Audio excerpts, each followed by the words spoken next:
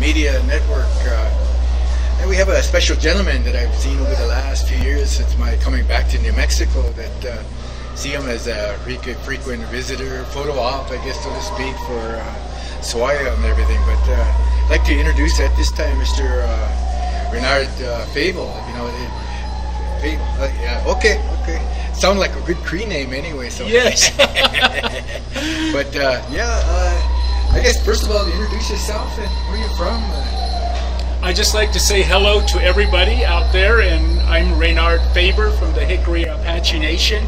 I've been coming to Indian Market for the past 20 years, just taking photo ops and enjoying people from all over the world. Right on. And you said you were adopted or came in from? Yes, I was adopted when I was a child, and I'm still Jicarilla, and I still speak my language, but I was adopted.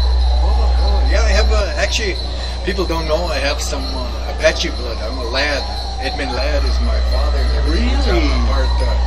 Part Apache and everything. So I have relatives up there, and the tribal chairman, a lot of friends. Then you're related to me because the Ladds are related to me. Yeah, yes. I'm a lad. Yeah, so a lot of the people up in Jicarilla take me in as family, as relative, and everything. But indeed, a great honor. Great honor to meet you. Yeah.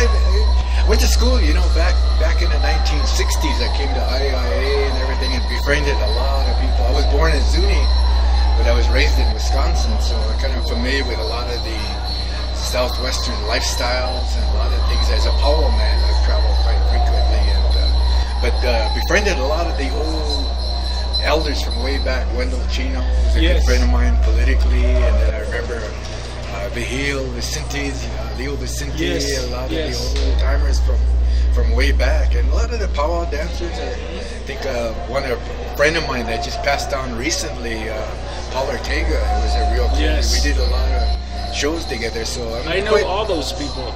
Yes. Again, I had a very good friendship relationship with a lot of the people over there. And like I say, family. Family. So. Yeah, one of the things, I guess, the question I have, and talking about traditions and a lot of the ways, maybe a message that you'd like to share with a lot of the people throughout the country, because, you know, we are on an international web and everything. We have about 150,000 people on the web listening, watching, so maybe you have some messages for the people out there. Well, you know, in Dulce, the Jicarilla Apache will be celebrating their Gojia. It's their annual feast day on September 14 and 15. And we all moved from Dulce to Stone Lake and set up our camps, and we participate in our prayer and our ceremony there at Stone Lake. And the two clans, the Llanero, which is the red clan, and the Oyero, which is the white clan, we participate in the balance of resources and prayer for the next coming year. And so it's kind of like a race, and then the winner is the one who, the nature is the one that comes and provides the resources that the people need. Our clan, the Red Clan, stands for the agriculture. And so if the Red Clan wins, then we get a lot of vegetation, a lot of moisture. If the White Clan wins, they stand for the animals. And so the next year they would get an abundance of meat, and there will be a lot of resources for them in that way. You know, I went to the first powwow, you know, way back in 1974. I took first place back there, and it was kind of unique. And coming back to which dance did you do? Stone fancy dance. I still fancy dance today, and like I said, I have a lot of friends up in Dulce and Tai Vicente, a lot of the old tribal council, a lot of the members. I know all of those people you mentioned. Enjoy it good, really.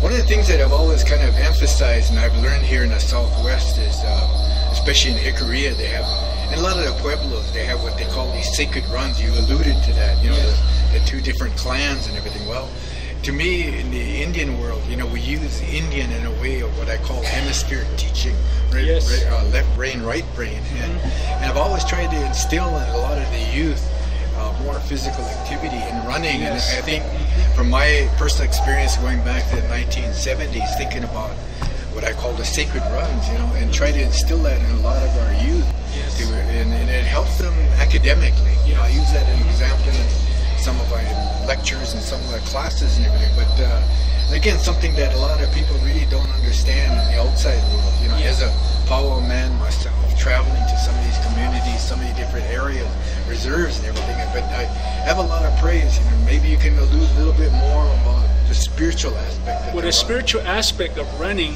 is let's look at down here. The spiritual aspect of running is it's a spiritual cleansing. A lot of times when we grew up on the reservation and we had harsh conditions because of the boarding school, the way they treated us, it was always very interesting that we could go home and take off running through the mountains and to cleanse ourselves of all the negativity that the boarding school was putting on us. And my grandmother would always get us up early, and she would say in Apache, and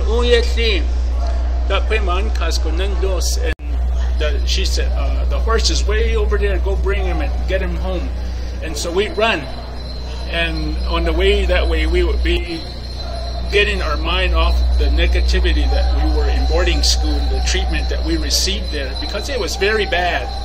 And we were not allowed to speak Apache in boarding school, or we would be thrown down on the floor and a bar of soap shoved in our mouth, and we would just be left there.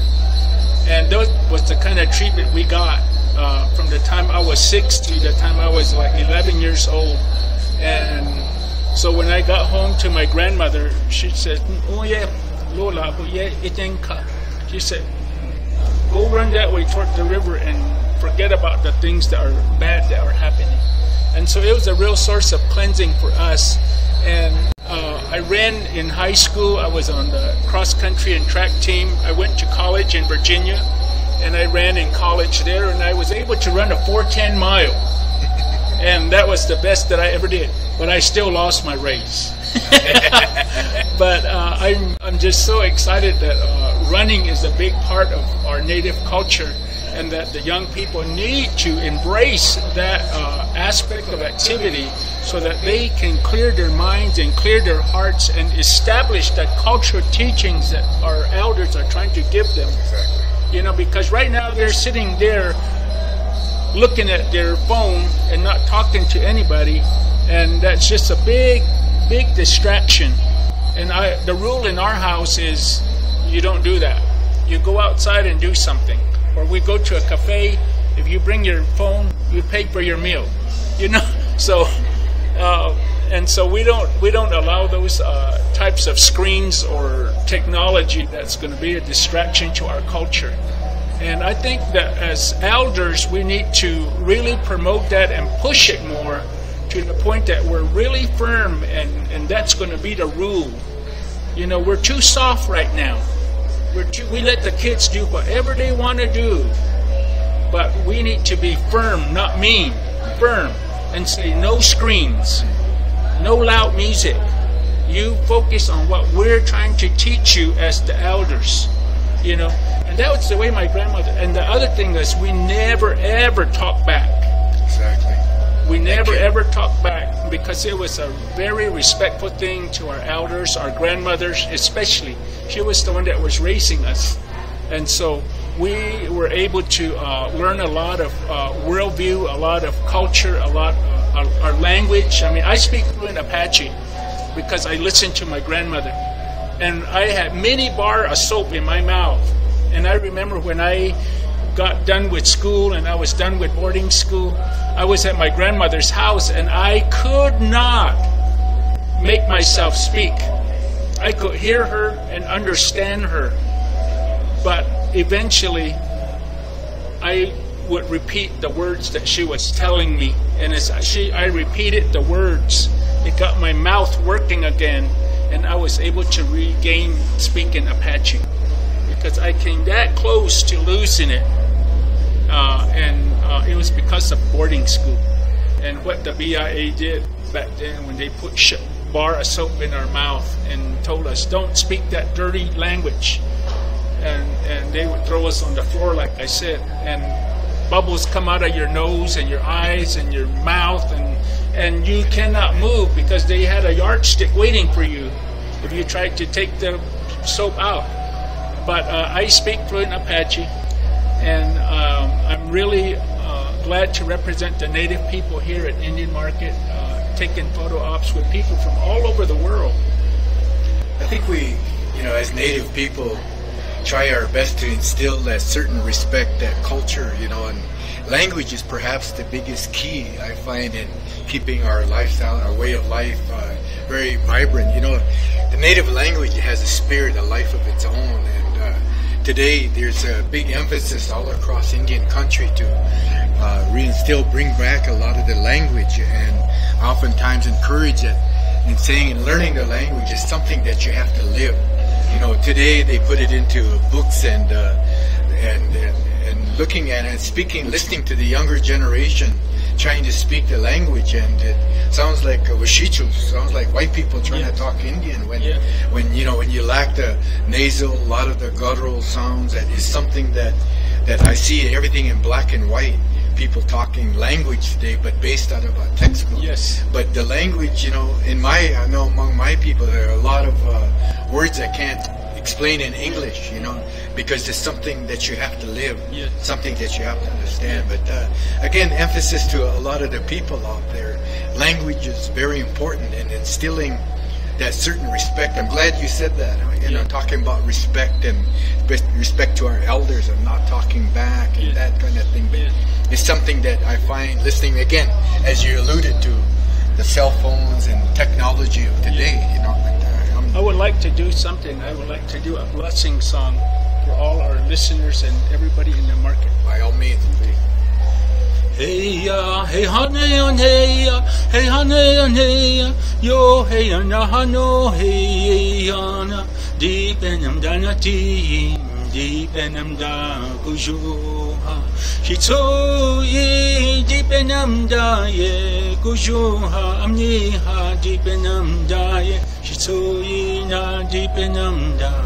Hey ane ya shito ye deep in amda ye kushuha amni deep in amda ye shito ye na deep in amda.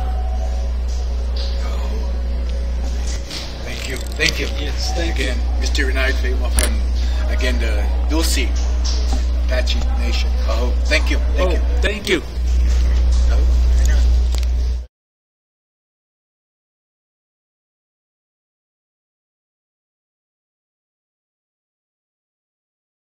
Bong bong, shy bong dang bong, shy bong bong goes the river.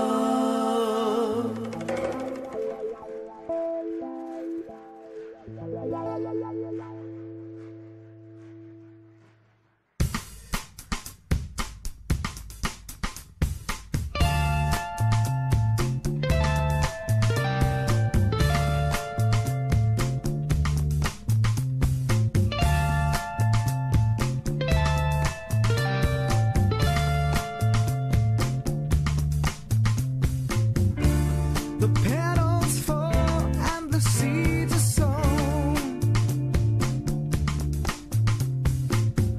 like the mother's womb that conceived the soul.